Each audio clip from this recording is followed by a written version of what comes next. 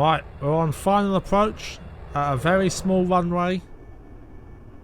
And this will be my third attempt at this landing. This is a pretty tricky landing. I'm always coming in too fast. I feel like I should go out for a much longer final approach.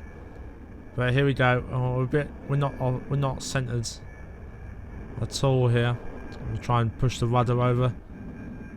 I want to be going a little bit slower. This is quite a big plane. A 4-engine, like a 747 plane. But it's Russian, so you know. And bit of a heavy landing, but on the brakes. Super hard. Come on, come on. End of the runway's coming. I've missed the turning. Well, nice. It's okay landing. It's better. It's probably out of the three, probably the smoothest I put in the video. And we just had to turn this around and taxi to the gate, or whatever's a gate in Arma. Who knows? Who needs Flight Simulator when you got? Oh, hold on a sec. The turning circle's not amazing. You might need a new fence when I'm through with it. Oh no.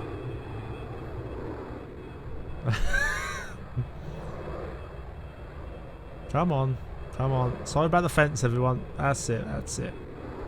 Well, whatever. This runway doesn't really have a gate, so whatever. Nice landing.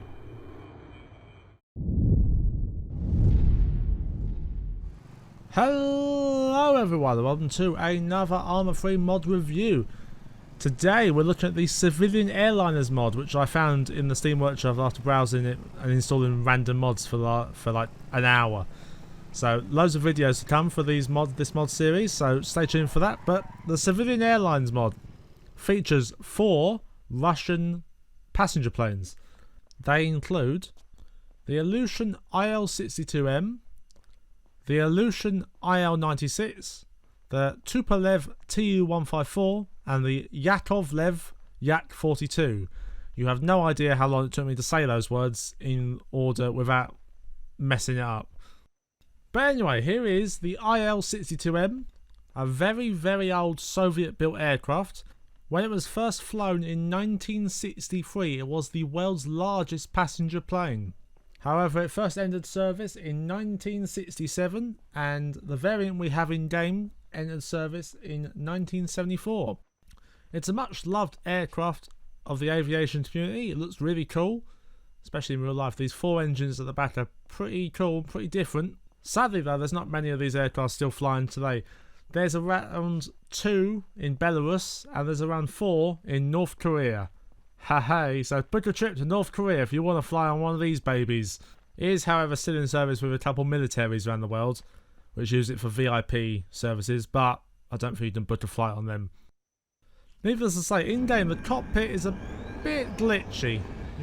Maybe not play this mod if you're epileptic. That's most games if you're epileptic, to be honest. Next, we're moving on to the Yak-42. Which is a lot younger than the IL-62, having been first flown in 1975 and then introduced into service in 1980, and is currently still in service. Now, to my untrained eye, it does look a bit like a DC-10, a McDonnell Douglas DC-10, with the 3 engines at the back, and we all know how good that history was. Oh, there's a thing. Sadly, these planes don't have the ability to get into the passenger seats. They do have some of the passenger seats models on some of the planes, but you can't get in them, sadly. This plane looks pretty interesting. The way you get into the pilot seat is you go through the stairs at the back, which I thought was pretty cool, because the other planes you go through the side door. But pretty cool that it has its stairs at the back. Currently, there are 22 Yak-42s remaining in service, mostly, well, all with Russian operators. Anyway, moving on, we have the mighty Tupolev Tu-154. That is a mouthful to say. Looks just like the Yak-42, however, looks a bit more modern to me. This aircraft had its first flight in 1968, and it first entered service in 1972. Now in game, this aircraft looks a lot like the previous aircraft, however the engines look a bit more modern, even though I think it's about the same age aircraft. And in this one you do get on with the side door, with the stairs at the side door. Now there's around about 44 of these aircraft still operating.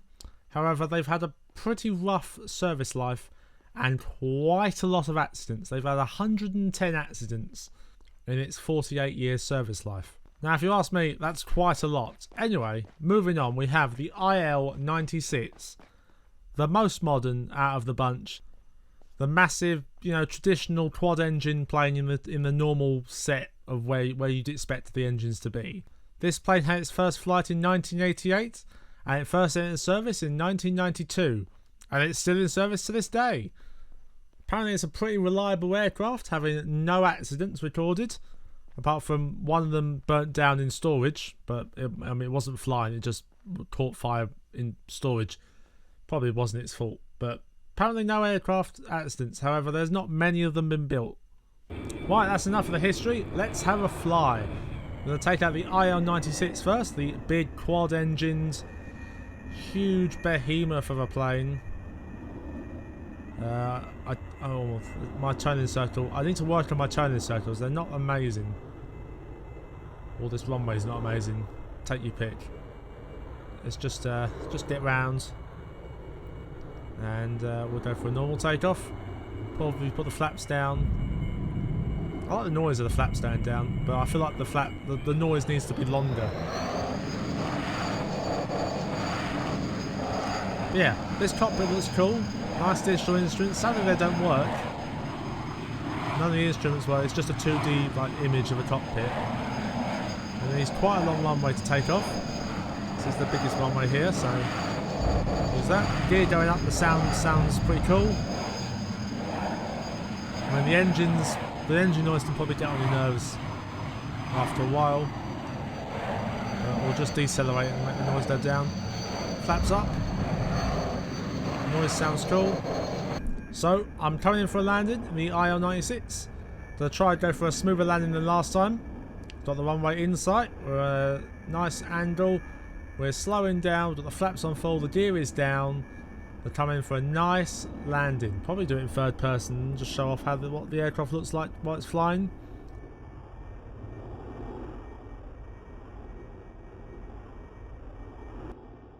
I don't know about you, but it's a bit hard. It's harder for me to land in third person than it is to land in first person. I feel like it might be different for some people. I feel like they might have a better understanding of how to land a plane in third person. But the rudder at low speed on this plane is a bit iffy and doesn't really work, so bear that in mind when you're flying it.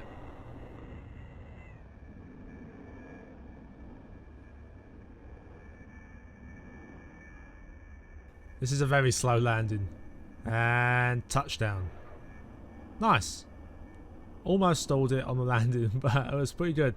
Alright, let's check out another plane as I taxi off this very carefully. Oh no, that's fine. That turning circle, pretty good. Moving on. Here we have the Tu-154M.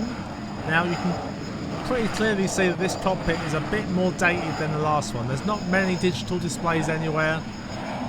And this isn't even the oldest aircraft here, you'll see that in a minute. But it's got the classic Russian colour scheme of the cockpits that you see. That sort of greenish, bluish colour. And it's got the classic fans above the head to keep everyone cool. I find that in every aircraft, like a Russian aircraft. The Heinz have that, the Mi-8s have that. Russian plane, the Su-25 even has that. It's really funny to me. And they just have little fans spinning around. Whereas if you're in an American plane, you'll find air conditioning or something. What I will say for this plane, if I just show it off here, it manoeuvres incredibly well. Depending on how fast you're going, it's so good at manoeuvring, but doesn't seem very realistic though. Right, let's go back for a landing, and I'll say that's something else. Oh, I think this might be a bit too fast, and we're at an angle, and like before, the rudder doesn't work that well. But here we go. It's a bit too fast of a landing, but I think we'll be fine. The runway's pretty long. And once you're on the ground, you start decelerating pretty quickly. But this might be tight. Oh no, it's fine. This turning circle might be an issue though. Just look at that turn in this really long aircraft. Now I'll be on the grass. I'll just leave it on the grass. Moving on. Right, we're here at the Yak-42. I'm going to take a bit of a gamble here and use less of the runway than I use with the other two. And hopefully I don't end up in the water, because that would be a bit of a bad review if I end up in the ocean. Anyway, it's full power. Not much of the runway left. And let's give it all the beans and hopefully we can take off. I haven't tested this. This is the first flight. Can I just say though, the cockpit in this looks great. Props to the mod maker. This cockpit looks great. I think you might need, if you ever watch this, I mean, you might need to work on the other cockpits a bit more because they're a bit glitchy. That might just be my mod. It might be different for other people. Who knows? The cockpit doesn't work. None of the dials work. So that's slightly an issue. But I wonder what that says in Russian. If there's any Russians out there, what does that say? All that there. Probably says "Do not open" or something in flight. Anyway, this cockpit looks great. I really like this. This is probably the best cockpit I see out of the four in the Yak-42. Now, you might be able to tell here it feels a lot more slower and sluggish to move around. And I feel that's probably much more realistic than the other one, being much more manoeuvrable than this. This feels like pretty slow at manoeuvring. So I for a passenger plane, I expect that, you know. For the other one seems like a fighter plane compared to this. Right, anyway, let's come for a landing, and then we can hop into the last one. Oh yes, we're a bit low for this landing, but we're still going to get there. We've got enough speed. We're on the verge of stalling, but this plane, honestly, this plane is probably the best out of the bunch that I've flown. I need to fly the last one, and I'll tell you how that goes in a minute. But this one, although I seem to be stalling it a bit here, it's probably the best. I like this one the most at the moment. So yeah, Yak-42, big thumbs up from me. Good job, mod maker. This one's good. Moving on. Okay, this one might need some work. The cockpit, I don't like the look of the cockpit, but that's beside the point. It's flickering. Why? What's going on there? What is happening? Like, this is such a weird cockpit. It looks so it doesn't look good at all. But let's see how it handles. I haven't actually flown this one yet. The cockpit, not impressed by the cockpit so far. It's a 2D cockpit, doesn't work like the rest of them. But what is some of these panels? Like, look at the beams that separate the glass. What is going on them? Right, flaps up, gear up, good. Okay, that's a bit weird. I seem to be. I'm not touching the keyboard. I'm not touching it, and I'm touching it now. It seems to be listing to the left quite heavily. Yeah. I don't know if that's a feature of this plane. They built, the Soviet Union built it in. Ah, comrade, it is feature. It lists to the left, so you don't have to turn it. It's just autopilot, right? It looks cool. It's a cool aircraft. I like the 4 engines at the back. They look really cool. I like the inclusion of the Soviet flag on the tail. But this cockpit is pretty dreadful. I'm assuming this here is supposed to be curtains. Right, let's turn this baby around. Wow, this is very manoeuvrable as well. But it seems it just turns to the left. It wants to rotate to the left all the time. How bizarre. Anyway, let's turn this around. Let's turn this baby around. Set it down, and we can end the video. Yeah, I feel like I'd very easily crash this plane. Look at it rolling. Time for a nice landing. This is like good height, good speed. Almost stalling it. Doesn't feel like it's stalling. Might be a bit unrealistic, the stall speed, but it's fine. Land it very slowly, nice and gentle. And we're down. Cool. Also, I like the noise it makes when you land. The tyres touching the ground. Alright. Just don't park this on the grass so there's no space anywhere else. Ignore the plane crashing into the terminal. Don't worry about that. It's nothing. Don't ignore it. Anyway, I need to go, so I'm gonna keep this brief. Like, subscribe, comment, all that jazz. Tell me what mod you want to see next, and I'll see you next time. Thanks for watching.